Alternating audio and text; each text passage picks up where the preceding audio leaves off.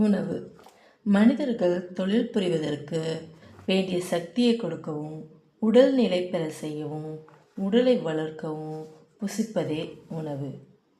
இம்மூன்று குணங்களையும் பெற்றிருக்கும் சத்துக்கள் உணவில் நிறைந்திருக்க வேண்டியது அவசியம். அவை சீரணமாகி உடலில் பொருந்தக்கூடியவைகளாயும் இருக்க வேண்டும். நம் பெரியோர்கள் அமைத்த உணவு திட்டம் மிக சிறப்பானதாகும். அவர்கள் சத்துவ குணத்தை அளிக்கும் பொருட்களையே பெரும்பாலும் உணவாக கொண்டவர்கள். சத்துவ குணம்னு சொன்னால் ராஜஸ்விக் குணம், சாத்விக் குணம், தாமஸ்விக் குணம் அப்படின்ட்டு 3 குணம்னு சொல்லுவாங்க. ராஜஸ்விக் குணம் உள்ள உணவுப் பொருட்கள் அப்படின்னா அதிக காரத்தை கொண்டது, அதிக மசாலா சுவையை கொண்டது. அதாவது நான் வெஜிடேரியன், அது எல்லாமே ராஜஸ்விக் குணத்தில் சேரும். அதே போல் தாமஸ்விக் குணம் அப்படின்னு பார்த்தீங்கன்னா அதெல்லாம் ஒரு 2 நாள் வைத்த பொருட்களாக வரும். பழைய பொருட்கள் எல்லாம், பழைய சாதம், இது எல்லாமே தாமஸ்விக் குணத்தில் வரும். ஆனால் சாத்விக் குணம் அப்படின்னா அப்போவே செஞ்சு சாப்பிட்றது, காரம் இல்லாமல் இருக்கும், உப்பு அதிகமாக இல்லாமல் இருக்கும், புளிப்பு அதிகமாக இல்லாமல் இருக்கும்.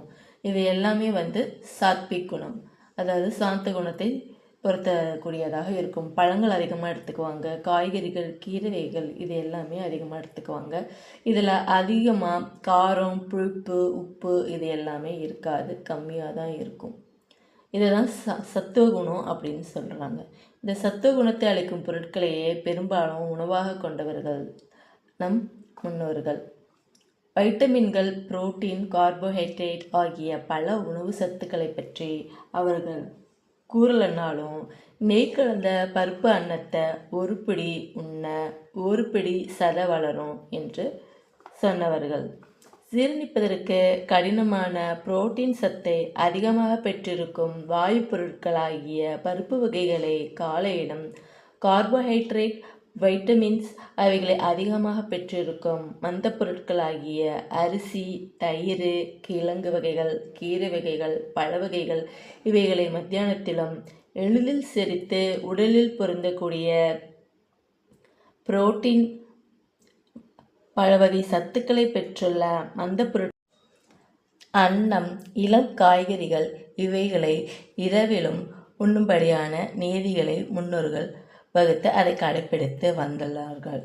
இப்படி சிறு பொழுதுக்கு ஏற்றபடி உண்பது உடலுக்கு உகந்த முறையாகும். அது விஞ்ஞானபூர்வமாகவும் சிறந்ததாக உள்ளதாக இருக்கிறது. ஒவ்வொரு உணவுப் பொருளிலும் உணவுத்தன்மை மட்டுமன்றி வேறு குணங்களும், நோயை உண்டாக்கும் தீங்குணங்களும், நோயை பாதுகாக்கும் நற்குணங்களும் அமைந்திருக்கின்றன. உதாரணமாக புது அரிசி, அன்னம், சோறு அஜீரணம், சீதபேதி இவைகளை உண்டாக்குகிறது. எனவே பொருட்களின் குணங்களை உணர்ந்து அவைகளின் தீக்குணங்களை நீக்குதல் அவசியம். இதனோடு நீக்குவதற்கான சில வழிகளையும் காட்டியுள்ளனர். பொருட்களை ஏற்றபடி பாகம் செய்து அதன் தீங்குணத்தை நீக்குதல். உதாரணமாக எக்ஸாம்பிளாக என்ன சொல்லியிருக்காங்கன்னா, புது நெல்லை பழமையாக்கி அரிசியாக பயன்படுத்த வேண்டும் அப்படின்னு சொல்லியிருக்காங்க. ரெண்டாவது என்ன சொல்லியிருக்காங்கன்னா, எதிரிடை குணங்களை கொண்ட பொருட்களை சேர்த்து தீக்குணங்களை நீக்க வேண்டும்னு சொல்லியிருக்கிறாங்க. எக்ஸாம்பிள், வேர்க்கடலையோடு கரும்பு, வெல்லம் சேர்த்து சாப்பிடணும்னு சொல்லியிருக்காங்க. மிளகாயுடன் தனியா அல்லது கொத்தமல்லி கீரையை சேர்த்து சாப்பிடணும்னு சொல்லியிருக்காங்க. உணவுப் பொருட்களின் குற்றத்தை நீக்குதல். மூன்றாவது, இதில் என்ன எக்ஸாம்பிளாக சொல்லியிருக்கிறாங்கன்னா, திரித்தோட சம பொருட்களை சேர்த்து உணவை சமைக்கணும்னு சொல்லியிருக்காங்க. எல்லாமே சமநிலையில் சேர்த்து உணவை சமைச்சு சாப்பிடணும்னு சொல்லியிருக்காங்க நம் முன்னோர்கள்.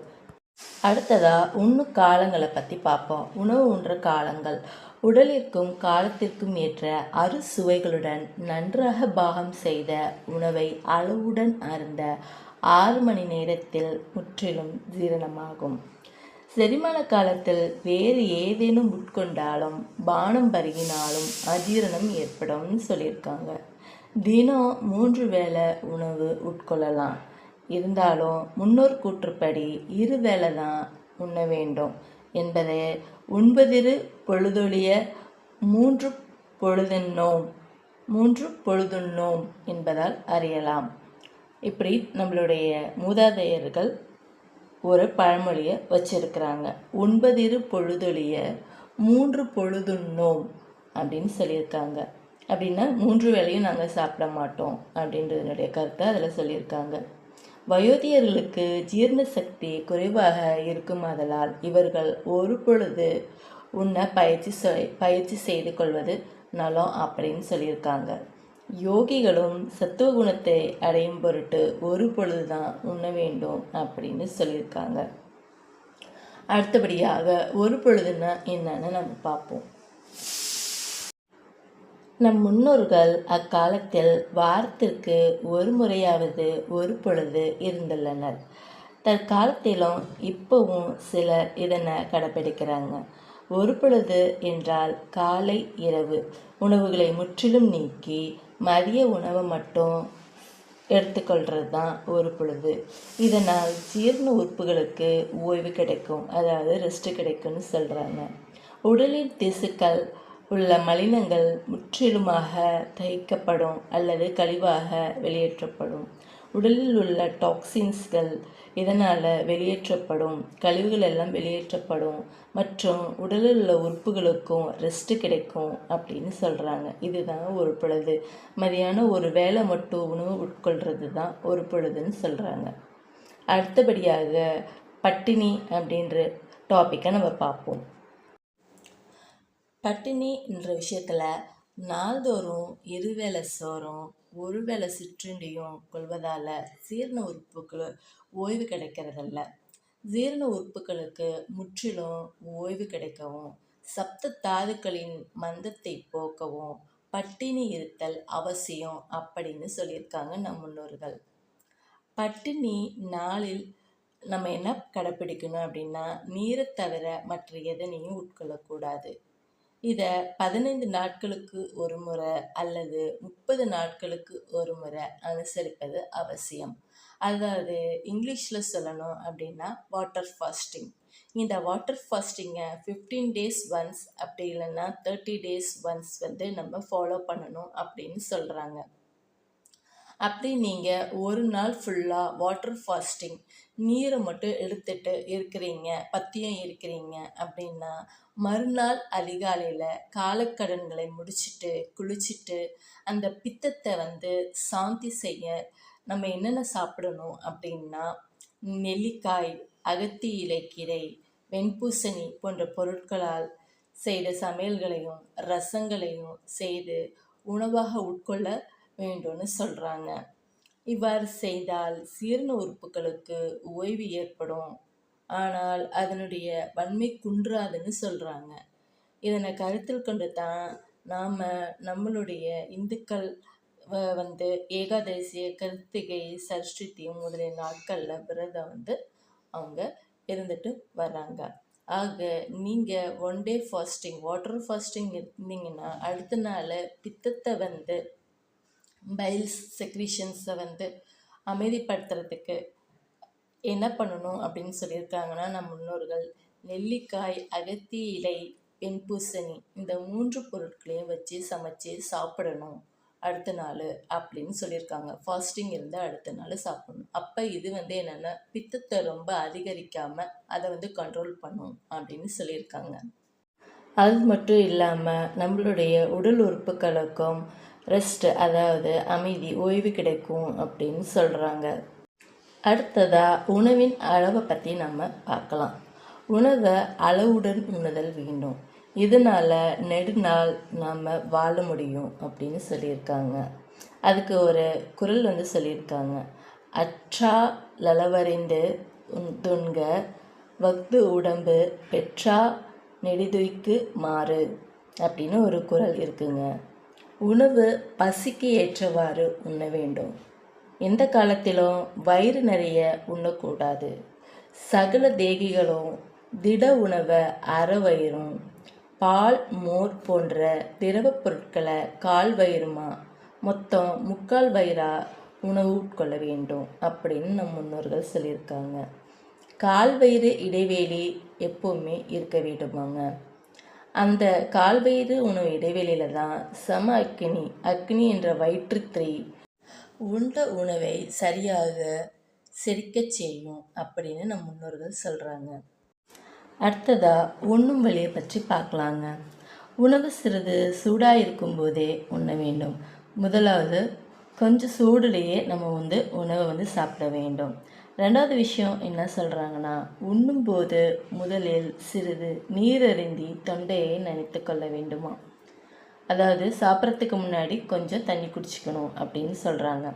முதலில் இனிப்பு பொருட்களையும், நடுவில் புளிப்பு, உப்பு, காரமான பொருட்களையும், அத்தோடு இலைக்கறிகளையும், முடிவில் தயிர், துவர்ப்பு, புளிப்பு கொண்ட ஊறுகாய் முதலியவற்றையும் உண்ண வேண்டும் அப்படின்னு சொல்கிறாங்க.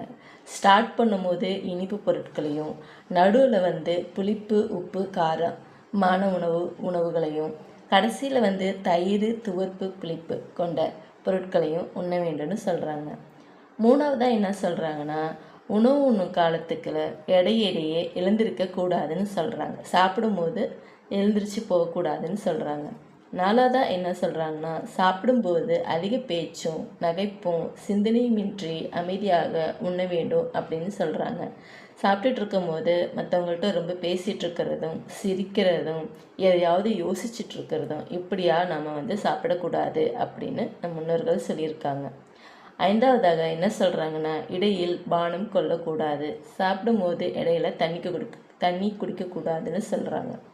ஆறாவதாக என்ன சொல்கிறாங்கன்னா, உணவு உண்ட 1 மணி நேரத்திற்குள் எந்த ஒரு கடினமான தொழிலும், ஆழ்ந்த யோசனையும், குளித்தலும், விளையாடலும் போன்ற காரியங்களெல்லாம் செய்யக்கூடாதுன்னு சொல்கிறாங்க. சாப்பிட்ட 1 மணி நேரத்துக்குள்ளார எந்த ஒரு ஒர்க்கும், எந்த ஒரு வேலையும் ரொம்ப டீப்பாக யோசிக்கிறது, ரொம்ப ஆழ்ந்த யோசனை, குளிக்கிறது, பாத்திங் பண்ணுறது, விளையாடுறது, பிளேயிங் பண்ணுறது போன்ற காரியங்களெல்லாம் செய்யக்கூடாது அந்த 1 மணி நேரத்தில் அப்படின்னு சொல்கிறாங்க. ஏழாவதாக இரவு உணவிற்கு பின்னர் மட்டும் குறுநடை கொள்வது அவசியம்னு சொல்கிறாங்க. அதாவது நைட் டைம் சாப்பிட்டதுக்கப்புறம் கொஞ்ச நேரம் நடக்கணும் அப்படின்னு சொல்கிறாங்க. எட்டாவதாக பகல் உணவிற்கு பிறகு சிறிது நேரம் உட்காந்து இளைப்பாற வேண்டும்னு சொல்கிறாங்க. மதியானம் சாப்பிட்டதுக்கப்புறம் கொஞ்ச நேரம் உட்காந்து ரெஸ்ட் எடுக்கணும் அப்படின்னு சொல்கிறாங்க. இதுதான் உணவு உண்ணும் வழி அப்படின்னு நம் முன்னோர்கள் நமக்கு சொல்லியிருக்காங்க. அடுத்ததாக உணவின் 3 வகை மாறுபாடுகள் பற்றி நாம் பார்க்கலாங்க. ஃபஸ்ட்டு என்னென்னா, சுவை வீரியங்களால் மாறுகொள்ளாமை. 2வது உண்பான் பகுதியோடு மாறுகொள்ளாமை. 3வது காலதேச இயல்புக்கு மாறுகொள்ளாமை. ஃபஸ்ட்டு நம்ம பார்க்க போகிற விஷயம் சுவை வீரியங்களால் மாறுகொள்ளாமை. இதை பற்றி தான் நம்ம பார்க்க போகிறோம். ஒரு உணவுப் பொருளை மற்றொரு உணவுப் பொருளோடு சேர்க்கும்போது அந்த இரண்டினுடைய சுவையும் வீரியங்களின் தன்மையால் நஞ்சாக மாறும்னு சொல்கிறாங்க.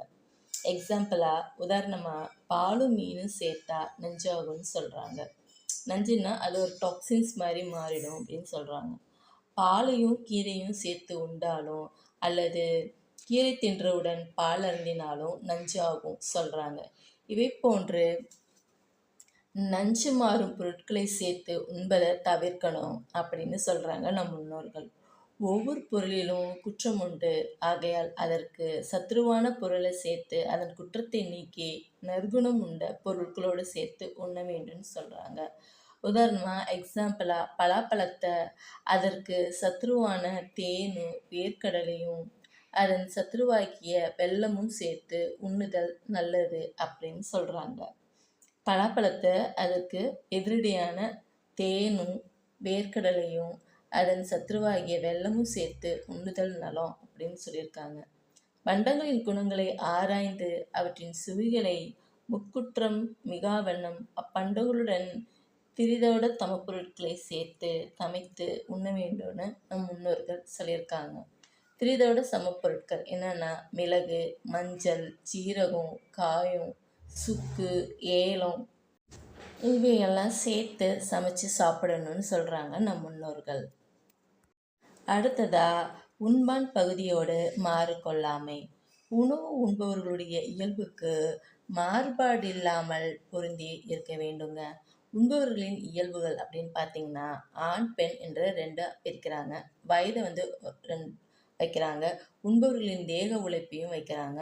உடலின் இயற்கையான தேக வன்மையும் வைக்கிறாங்க. கால தேச இயல்பு இவங்களையும் வைக்கிறாங்க இந்த பகுதியில்.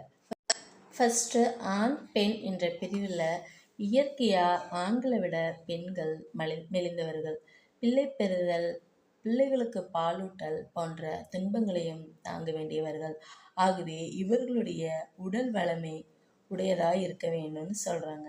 பல இடங்களுக்கு ஓடி ஆடி திரியும் ஆண்களைப் போன்று பெண்களால் அதிக அளவு உணவு உண்ண முடியாது. எனவே இவர்களது உணவு குறைந்ததாயும் வன்மை, கொழுமை, சத்துக்கள் இருந்ததாயும் இருத்தல் வேண்டும் அப்படின்னு சொல்கிறாங்க.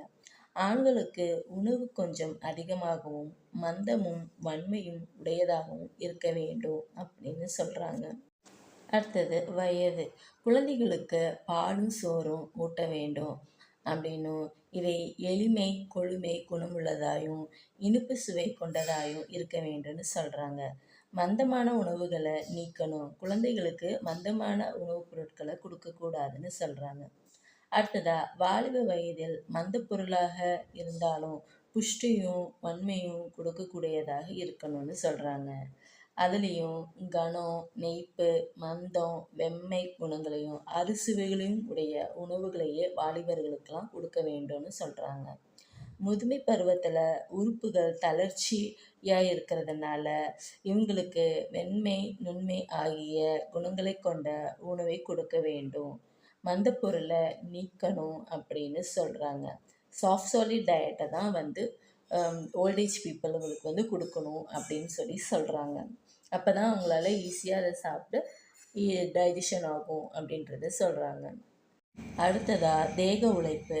கடின உழைப்பு செய்பவர்களுக்கு கடினமான உணவுகளையும் மந்தம், வன்மை, கனம், குளிர்ச்சி குணமுள்ள உணவுகளையும் கொடுக்கணும் அப்படின்னு சொல்கிறாங்க. சரீர உழைப்பு சிறிதும் இல்லாமல் வேலை செய்பவர்களுக்கு இலகுவாக கூர்மை, நொய்மை, வன்மை ஆகிய குணங்களை உடைய பொருட்களை கொடுக்கணும் அப்படின்னு சொல்கிறாங்க. அடுத்ததாக இயற்கையான தேகவன்மை. இயற்கையான தேக அமைப்பு: 1 வாத தேகி, 2 பித்த தேகி, 3 கபதேகி. இயற்கையாக வாதம், பித்தம், கபம் உள்ள 3 தேகத்தை சொல்கிறாங்க. ஒவ்வொன்றுக்கும் தக்கவாறு உணவுப் பொருட்கள் மாறுபடும். அதை அறிந்து உணவில் நம்ம சேர்த்து சாப்பிடணும் அப்படின்னு சொல்கிறாங்க. இதுதான் இயற்கையான தேகவன்மையில் வரக்கூடிய விஷயம். அடுத்ததாக காலதேச இயல்புக்கு மாறுபாடின்மை. இதில் பார்த்தீங்கன்னா காலம் என்பது பெரும்பொழுது சிறுபொழுது சொல்கிறாங்க. இப்போ காலையில் நம்ம என்னென்ன சாப்பிடணும் அப்படின்னு சொல்கிறாங்கன்னா, பயிறு, கடலை, துவரை, உளுந்து, மொச்சை போன்ற பயிறு வகைகளும், சுக்கு, மிளகு, கடுகு, பெருங்காயம் போன்றவைகளும் காலை கறியில் நம்ம அதிகமாக சேர்த்துக்கொள்ளணுமா. மத்தியானத்தில் என்னென்ன சேர்த்துக்கணும் அப்படின்னா, பகற்காலத்தில் கிழங்கு வகைகள், கீரை வகைகள், தயிர், மோர் போன்ற மந்த பதார்த்தங்களை மத்தியானத்தில் நம்ம உணவில் சேர்த்துக்கொள்ளணும்னு சொல்கிறாங்க. இவைகள் சூரிய வெப்பத்திற்கும் தேக உழைப்பிற்கும் ஆனவை அப்படின்னு சொல்கிறாங்க. காலத்தில் இரவு நேரத்தில் என்ன சாப்பிடணும் அப்படின்னு சொல்கிறாங்கன்னா, பிஞ்சு, முருங்கை பிஞ்சு, அவரைப்பிஞ்சு, துவரம்பருப்பு போன்றவைகளோட பசுவின் பாலையும் சேர்த்து கொள்ளலாம் அப்படின்னு சொல்கிறாங்க. பிஞ்சு வகையான காய்கறிகள், இளங்காய்கறிகளை இரவு நேரத்தில் நம்ம எடுத்துக்கொள்ளலாம் அப்படின்னு சொல்கிறாங்க. அப்போ அது சீக்கிரமாக ஜீரணமடையும்னு சொல்கிறாங்க. இப்படியா நம்முடைய முன்னோர்கள் காலையில் என்ன சாப்பிடணும், மதியானம் எந்த வகையை சாப்பிடணும், ராத்திரியில் எந்த வகையை சாப்பிடணும் அப்படின்னு முன்கூட்டியே நமக்கு சொல்லியிருக்காங்கங்க. அடுத்ததாக தேசம். உணவுத்தன்மை அவரவர் வசிக்கும் இடத்து தட்பவெப்ப நிலைக்கு பொருந்தக்கூடியதாக இருக்க வேண்டும். குளிர் பிரதேசத்தில் உள்ளவர்கள் உஷ்ண வீரியமாகவும் கொழுப்புத்தன்மையும் கொண்ட உணவுகளை உண்பது அவசியம்.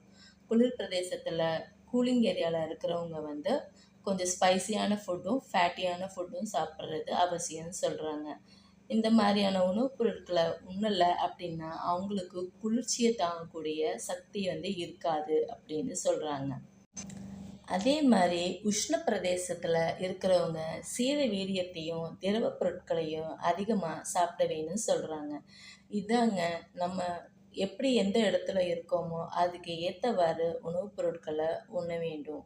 இதுதாங்க நம்ம உண்ணும் முறையில் என்னென்னலாம் நம்ம கடைப்பிடிக்கணும், எப்படியெல்லாம் சாப்பிடணும் அப்படின்ற விஷயத்த நம்முடைய முன்னோர்கள் நமக்கு முன்னதாகவே சொல்லியிருக்காங்கங்க. ஆக இந்த வீடியோவில் உணவுன்ற டாப்பில் உணவு பற்றியும் உண்ணும் காலங்களை பற்றியும் ஒரு பொழுது பட்டினினா என்ன, உணவின் அளவு, உண்ணும் வழி, உண்ணும் வழிமுறைகள், உணவின் 3 வகை மாறுபாடுகள் இவையெல்லாம் பற்றி இந்த வீடியோவில் பார்த்துருக்கோங்க. இந்த மாதிரியான முறையை நம்ம கடைபிடிக்கும் போது நமக்கு பயன் தருங்க. இவ்வளோ நேரம் என் வீடியோவை வாட்ச் பண்ணதுக்கு ரொம்ப நன்றிங்க. இந்த வீடியோ உங்களுக்கு ஒரு பயனுள்ள தகவலாக இருந்தால் லைக் பண்ணுங்கள், கமெண்ட் பண்ணுங்கள், ஷேர் பண்ணுங்கள் அண்ட் சப்ஸ்கிரைப் பண்ணுங்கள். தேங்க்யூ ஃபார் வாட்சிங்.